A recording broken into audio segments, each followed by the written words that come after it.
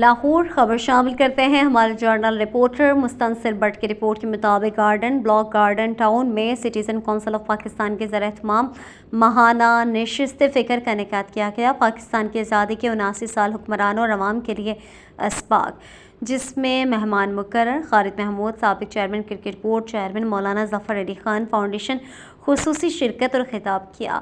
نشست کے میزبان رانا امیر محمد خان تھے اور دیگر مقررین نے مختلف فکری اور سماجی موضوعات پر اظہار خیال کیا۔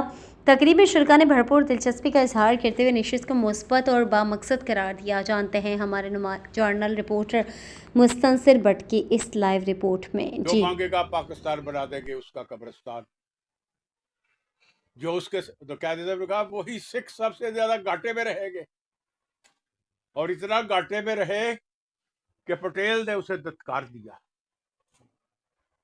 بس تارا سے کو کہہ لگے ہم نے اپنا مطلب نکال لیا، جاؤ۔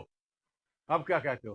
پاکستان آیا شروع دور میں آیا دورے پر اپنے سرکاری، اس نے کہا میں بہت بڑی غلطی کر چکا ہوں، آپ لوگ پاکستانیوں کو پتہ ہی نہیں کہ قائد اعظم کتنا بڑا انسان تھا، اس نے آپ کو آزادی دلائی، ہم پھر غلام کے غلام ہی رہے ہیں۔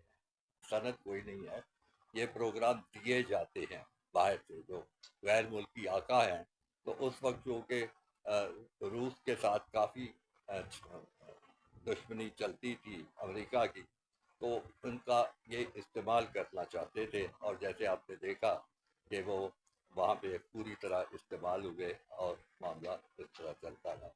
پرویز مشرف صاحب جو تھے، ان کا بھی ایک ایجنڈا تھا، وہ ایک روشن خیال پاکستان کے تائیوان کے آئے تھے، اور انہوں نے روشن خیالی کا پورا جتنا ثبوت دے سکتے تھے وہ اس میں دیتے رہے، اور یہ چیزیں ایسے ہوتی رہی۔ تو یہ سال جو ہے مارشل لا والے کو تو آپ جس کھاتے میں مرضی ڈال لیں، اس کے بارے میں کچھ کہنا زیادہ مشکل ہے۔ میرے خیال میں یہ چیزیں جو ہیں وہ تاریخ کا حصہ بن چکی ہوئی ہیں۔ پاکستان کا